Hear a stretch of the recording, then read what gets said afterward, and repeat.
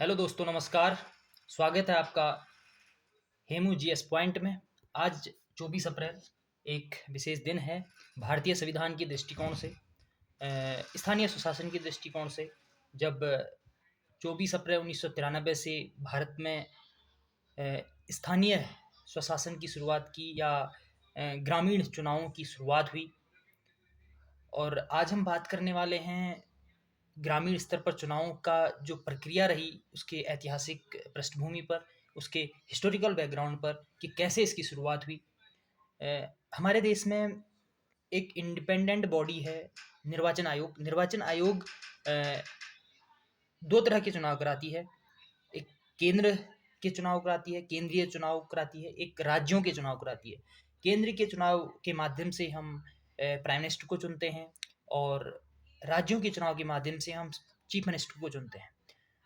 और एक नया जो कॉन्सेप्ट आया 73वें संविधान संशोधन 1993 के द्वारा, वो था राज्य चुनाव आयुक्त, जिसके अंतर्गत उसको संवैधानिक मान्यता मिली भारतीय संविधान के अनुच्छेद 243 के अंतर्गत। और तब से भारत में शुरुआत हुई पंचायती राज व्यवस्था की। पंचायती राज व्यवस्था,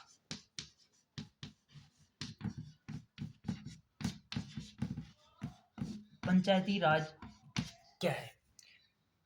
सिंपल सी बात है, पंचायती राज ग्रामीण स्तर पर ग्रामीण स्वशासन की शुरुआत है, जो लोकतंत्र को जमीनी स्तर पर लाने का काम करता है, जो सत्ता के विकेंद्रीकरण का एक सकारात्मक पहलू है, जिससे हमारे देश में 5000 एमएलए एमपी होने के साथ साथ अभी 28 लाख ग्रामीण जनप्रतिनिधि हैं, जो एक सकारात्मक पहलू है, लोकतंत्र के लिए एक अच्छा संकेत है, जिससे लोगों की भागीदारी, ग्रामीण स्तर के बैकवर्ड एरियाज के लोगों के लिए एक मौका और एक भागीदारी है, जो राष्ट्रीय लेवल तक, राष्ट्रीय स्तर की राजनीति का हिस्सा बन सकते हैं। और इसी के साथ साथ इसमें महिलाओं के लिए सीटें आरक्षित हैं और एससी एसटी के लिए सीटें आरक्षित हैं। तो कहीं ना कहीं ये जो प्रक्रिया है, ये सत्ता के विकेंद्रीकरण को प्रभावी करती है, जहाँ पर समस्त नागरिक, देश के समस्त नागरिक राजनीतिक हस्तक्षेप करके जनप्रतिनिधि बन सकते हैं और एक ग्राम स्तर से राष्ट्रीय स्तर के या राष्ट्र स्तर के लिए नेतृत्व कर सकते हैं। तो आज हम उसी की बात कर रहे हैं। तो शुरुआत कैसे होती है? पहली बार पंचायती राज व्यवस्था की शुरुआत जवाहरलाल नेहरू जब प्रधानमंत्री, उनके समय में होती है। कई समितियां बनती हैं। 1957 में एक समिति बनती है जो आगे चलकर ग्रामीण स्वशासन के लिए सबसे प्रभावी होती है। उसी पद्धति के आधार पर ग्रामीण स्वशासन आगे बढ़ता है और आज भी चल रहा है। 1957 में बलवंत राय मेहता समिति के माध्यम से 3 स्तरीय प्रक्रिया या पद्धति का गठन किया गया। बलवंत राय मेहता समिति के अंतर्गत जो था ग्राम स्तर, ब्लॉक स्तर या मंडल स्तर और जिला स्तर, 3 स्तरों पर चुनाव की प्रक्रिया की गई। तीनों स्तर प्रत्यक्ष चुनाव पर आधारित थे और 5 वर्षों के लिए निर्धारित किए गए थे। आप लोग एमपी, एमएलए, अभी ग्राम प्रधान, बीडीसी मेंबर, जिला पंचायत, ब्लॉक प्रमुख को वोट करते हैं। वो सारी प्रक्रिया यहाँ से इस पद्धति के माध्यम से इन स्तरों पर होती है। हालांकि ये जो प्रक्रिया थी, इस प्रक्रिया पर काफ़ी चर्चा होती है, संसद में काफ़ी चर्चाएं होती हैं और कई समितियां बनती हैं। अशोक मेहता समिति आप लोगों ने नाम सुना होगा, गाटकर समिति आप लोगों ने नाम सुना होता है, पीके थुंगन समिति आप लोगों ने नाम सुना होगा। कई समितियां बनी ग्रामीण स्वशासन के लिए, उनको प्रभावी बनाने के लिए। लेकिन जो सबसे प्रभावी समिति थी, जिसको मान्यता मिली, संवैधानिक मान्यता मिली, जो संसद के दोनों सदनों में और राष्ट्रपति के द्वारा हस्ताक्षर किए गए, वो समिति थी बलवंत राय मेहता समिति। आप लोगों को पता होगा, आपने इतिहास में पढ़ा होगा, भारतीय ग्रामीण स्वशासन का जनक लॉर्ड रिपन को कहा जाता है। और भारत में स्वतंत्र भारत से पहले का जो था स्थानीय स्वशासन का जनक, वो लॉर्ड रिपन को कहा जाता है। और स्वतंत्र भारत का जो पंचायती राज जनक है, वो बलवंत राय मेहता को कहा जाता है। बलवंत राय मेहता। आप सब ने इनका नाम सुना होगा। और 1957 के बाद पहली बार जो पंचायती राज या ग्रामीण स्वशासन का गठन होता है वो 1959 में होता है। 1959 में संवैधानिक तौर पर नहीं होता है, कोई कानून या अधिनियम नहीं बना अभी तक, लेकिन गठन किया जाता है। ग्रामीण चुनाव होता है सबसे पहली बार भारत में, वो राजस्थान के नागौर जिला, और गांव का नाम है बगदरी।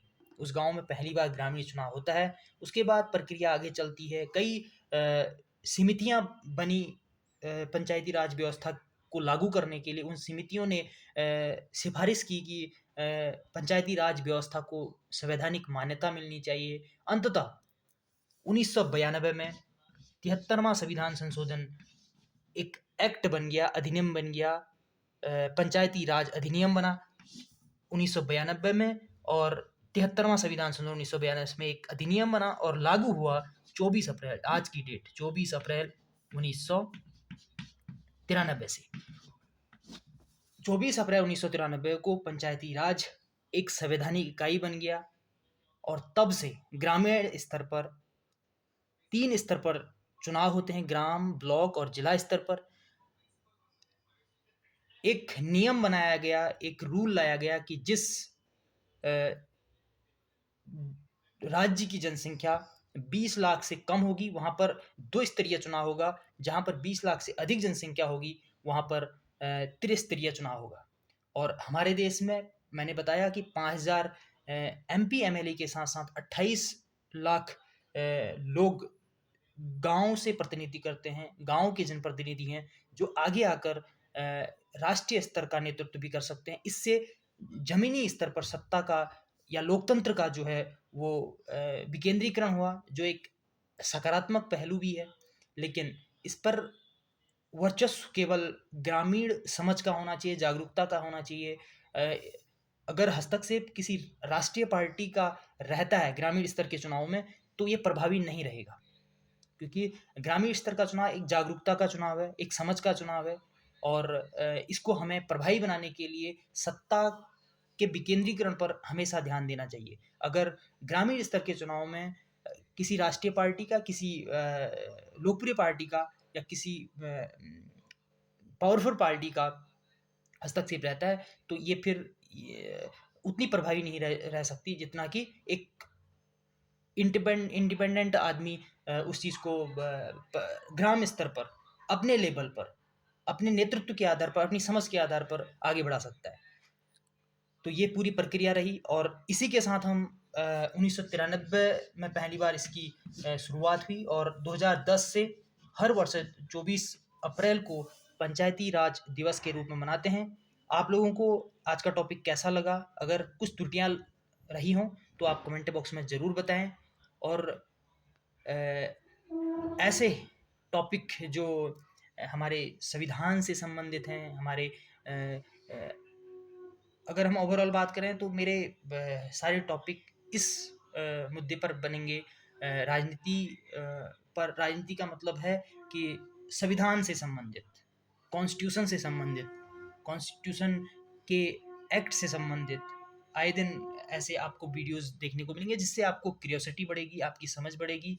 और मुझे लगता है कि इस चीज़ से मेरी भी अच्छी प्रैक्टिस होगी, अच्छा अभ्यास होगा, चीज़ों का रिवीजन होगा, और आपके पास हमेशा संवैधानिक इतिहास के संबंध में वीडियो मिलेंगी, आर्थिक, खेल से संबंधित, और करंट अफेयर से संबंधित, एंड जियो पॉलिटिक्स से संबंधित कुछ खबरें आपको या कुछ वीडियोज आपको हमेशा मिलती रहेंगी। बहुत बहुत धन्यवाद।